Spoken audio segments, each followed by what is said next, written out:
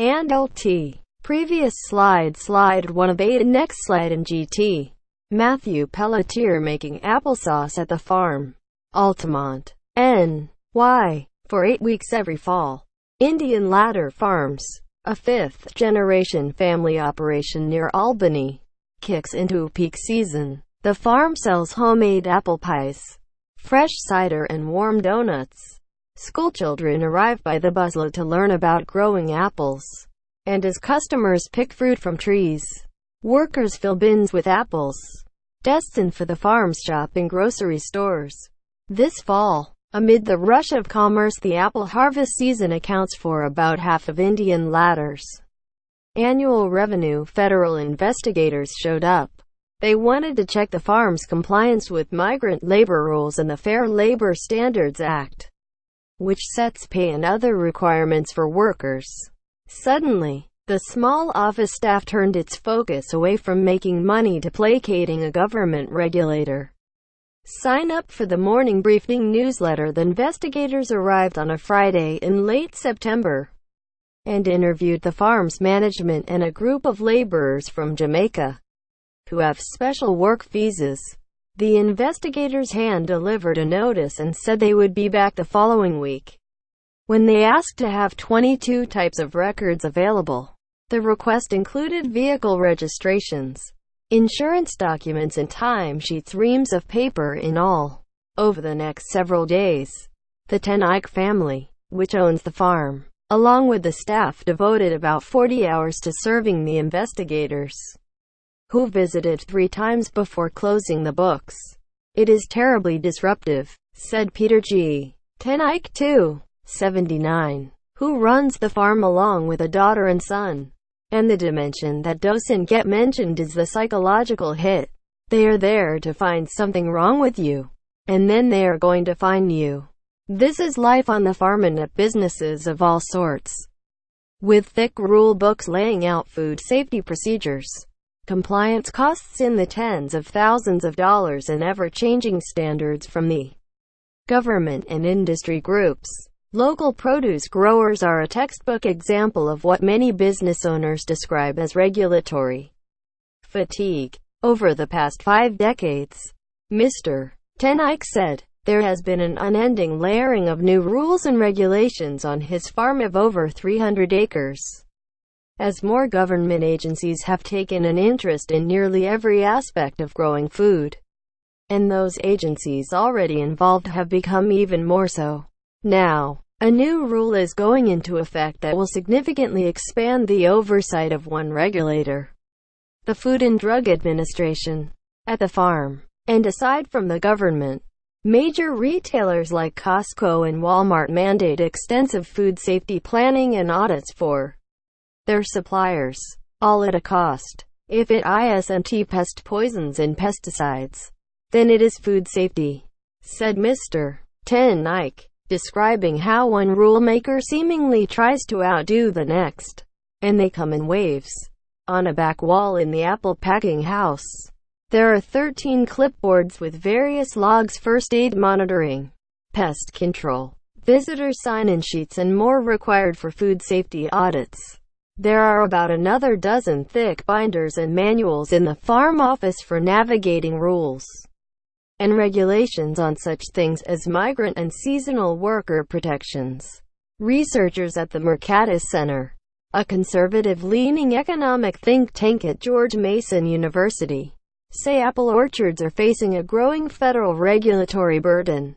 Quantifying that burden is difficult, but using a computer algorithm that analyzes regulations through keyword searches, researchers from the center's RegData project estimated the federal regulatory code contains 12,000 restrictions and rules on orchards, up from about 9,500, or an increase of 26% from a decade ago. Many of those rules apply to other businesses as well, and some restrict the actions of government regulators, not the orchard owners. Using the Mercatus Center data and screening for such exceptions, the New York Times identified at least 17 federal regulations with about 5,000 restrictions and rules that were relevant to orchards. more than any president since Ronald Reagan. President Trump has publicly seized on frustration toward a regulatory pile-on and pledged to trim, consolidate and eliminate rules. Much more regulation busting to come. He tweeted in August, Mr. Ten Ike, a Republican, did not vote for Mr. Trump, but regulation streamlining is a winning message across the political spectrum when it comes to making life easier for small businesses. According to more than 20 interviews with business owners and others in the produce industry, industry by industry, small businesses have been lobbying governments from town health departments to federal cabinet agencies to simplify rules and eradicate redundancy. Many farmers, including Mr. Ten Ike, acknowledge that not all regulations are bad. They often have led to ample benefits, including a safer food supply and better working conditions. Last year, an official with the Environmental Protection Agency was welcomed at Indian Ladder Farms where she promoted new standards to protect farm workers. The grievances relate largely to the sheer amount of time and money that it takes to comply, and what farmers see as a disconnect between them, the rule followers and the rule makers, whom Mr. Ten Ike describes as people looking at a computer screen dreaming up stuff. The intentions are not bad, he said. It is just that one layer after another gets to be trying to top the people before them. Mr. Trump's regulatory rollback extends well beyond small business, and many of the moves affecting big business have been met with stiff resistance, particularly among environmentalists and public health advocates who say the administration is hastily and in some cases, secretly re-engineering carefully developed and necessary rules to benefit Republican donors and industry allies. By the administration's own count, most recently updated on Dec. 14, the Trump administration has issued 67 deregulatory actions, including the rollback of regulations and guidances, and has delayed 700 rules. The rollback has not been felt on farms like Indian Ladder, which lies at the foot of the Helderberg Escarpment, between the Adirondacks and Catskills.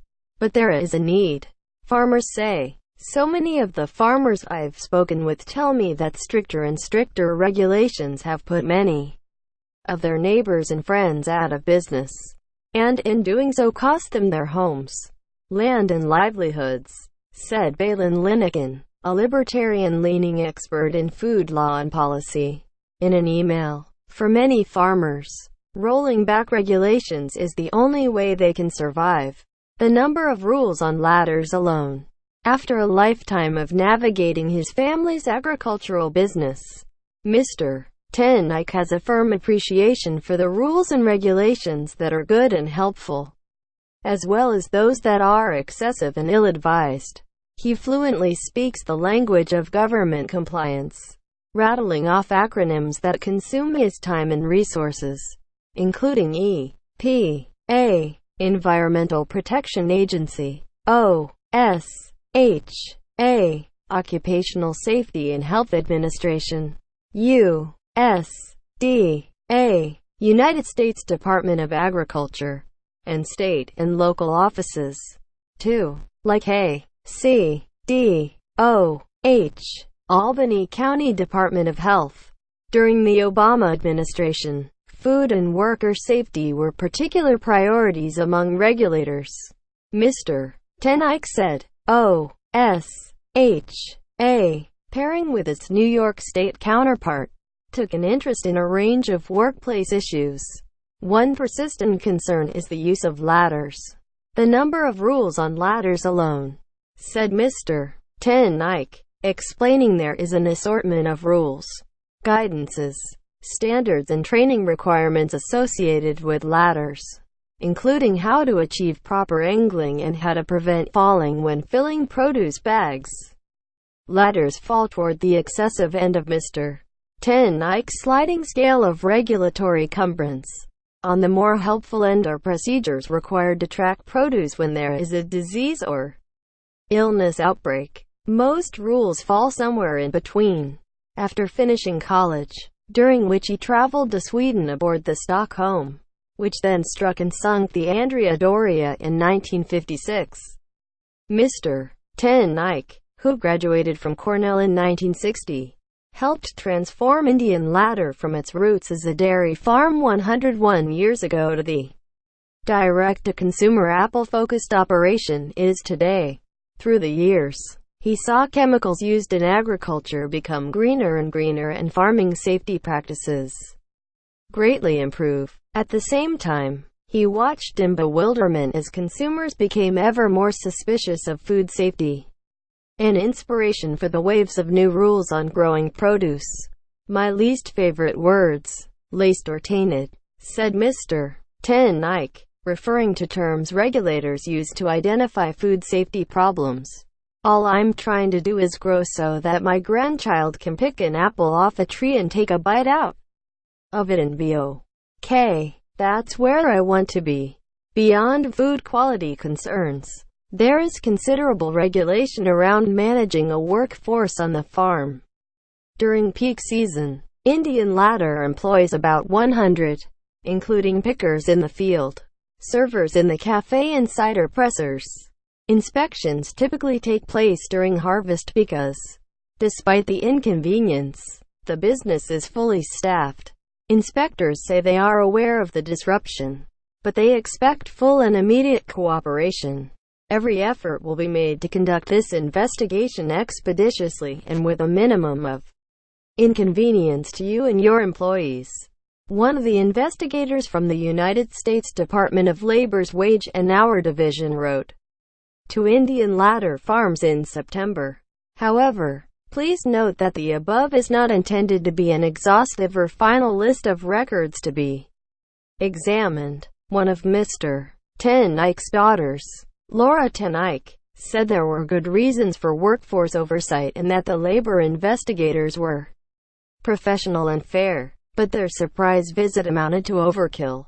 Ultimately, she said, the investigators identified a couple of minor infractions, including a farm worker performing a task related more to retail than agriculture. They waived fines and required corrective steps. As Mr. Ten Eyck transitions into retirement, two of his children, Ms. Ten Eyck and Peter G. Ten Eyck III, are assuming leadership of the farm. Ms. Ten Eyck, along with her husband, recently opened a brewery at the farm, which comes with its own set of rules. One of the objectives of the investigator was to verify compliance with the H-2A visa program, which farmers use to hire foreign workers. Farmers complain that compliance is onerous because the program is especially complicated to administer. Many farms have faced labor shortages and have resorted to hiring illegal workers to fill gaps. Though Mr. Ten Eyck said Indian Ladder has not experienced those problems. To keep up with the panoply of changing rules, farmers are left with little choice but to seek schooling.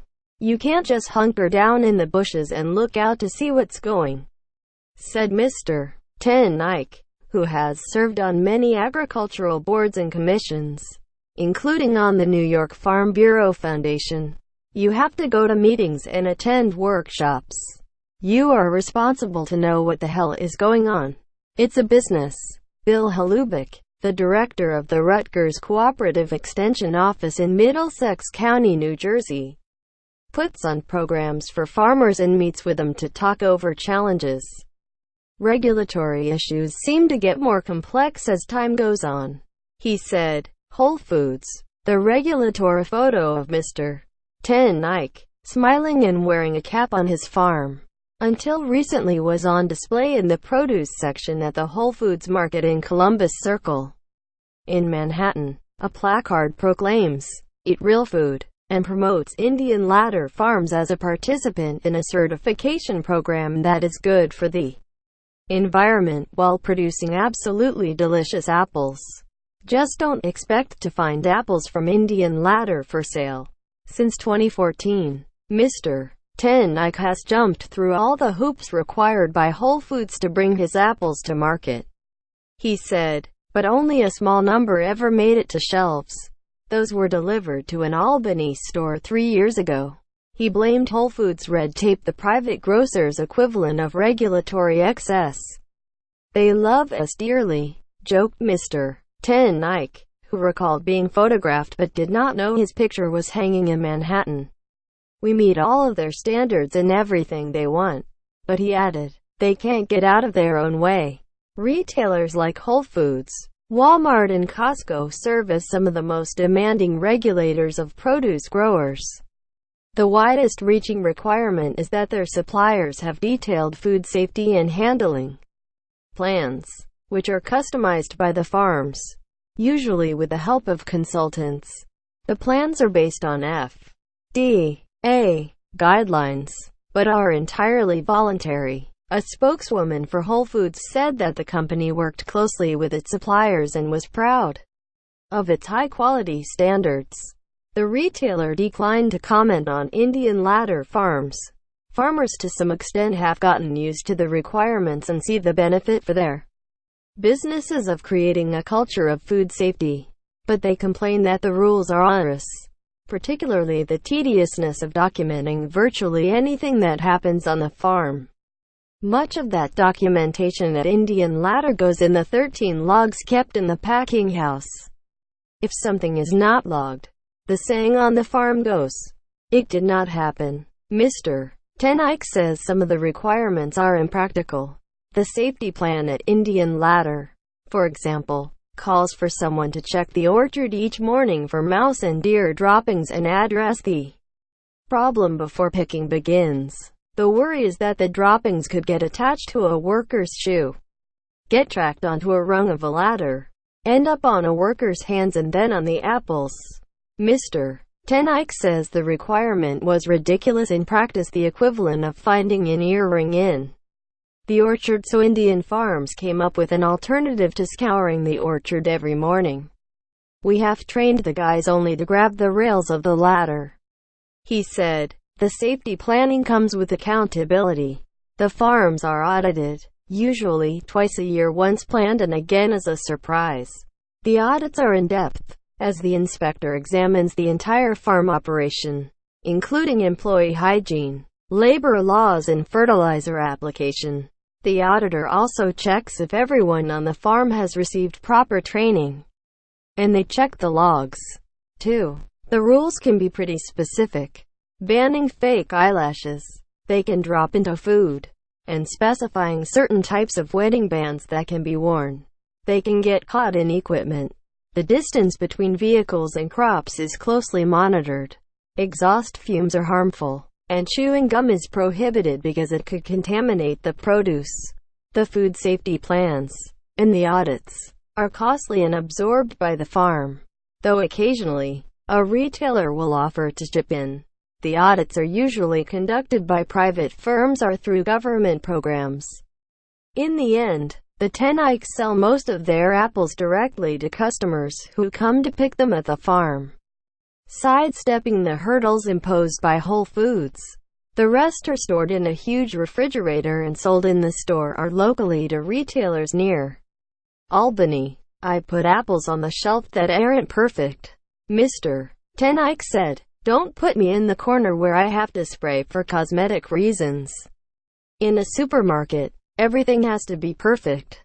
Our goal is to help them produce safe food." Whole Foods may not be selling apples from Indian farms, but the grocery chain's rigorous oversight is acting as a dry run for the next big thing coming in: government farm regulation. The Produce Safety Rule. The rule is part of the Food Safety Modernization Act, a 2011 law that followed a wave of incidents involving food-borne illnesses. It imposes stricter controls across the board on food production and gives the FDA a bigger presence on the farm. The FDA's Deputy Commissioner for Foods, Stephen Ostroff, said the agency gained extensive input from farmers and it planned to continue working with them. "Our goal is not to add to their burden," Dr. Ostroff said. "Our goal is to help them produce safe food." The Trump administration has proposed to delay parts of the rule, but compliance is required for some small farms by early 2019. Compliance is expected to be monitored by the FDA, along with its state government partners. Farmers have been wary of the new rule because it takes many voluntary elements of food safety planning and codifies them. Under the voluntary programs, farmers have been able to lose points in safety audits, but still pass an FDA inspector. Under the new rule, could levy fines or impose other penalties when a farm comes up short.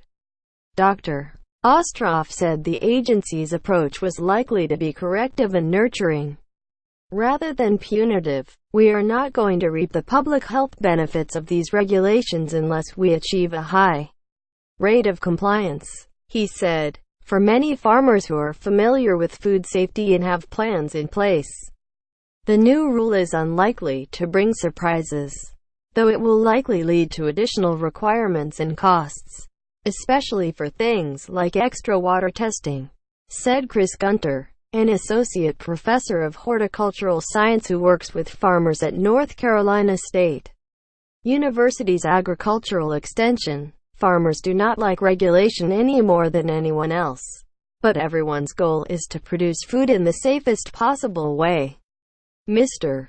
Gunter said. Mr. Linekin, the food lawyer and author of Biting the Hands That Feed Us, How Fewer, Smarter Laws Would Make Our Food System More Sustainable, predicted the new requirements would not lead to significant improvements in food safety. Instead, the result will likely be more of what we've experienced over the past few decades as regulations have ratcheted up, he said. More of our fruits and vegetables will be grown by large domestic producers who can afford to comply with the regulations at the expense of smaller competitors and by produce farmers abroad. Dr. Ostroff disputed that assessment. We really want to work with farmers and point out areas they could improve, he said, sitting behind her desk in the office in the attic above the Indian Farms Cafe and Store. Laura Ten Eyck said she longed for a clearinghouse that would simplify the regulatory labyrinth for farmers. She said a farming representative working with government officials could sort through the various regulations at all levels of government and eliminate the overlap and conflicts. I'm not necessarily in favor of rolling back a lot of federal regulations, said Ms. Ten Eyck, a Democrat who serves on her local town board. I'm in favor of applying them intelligently.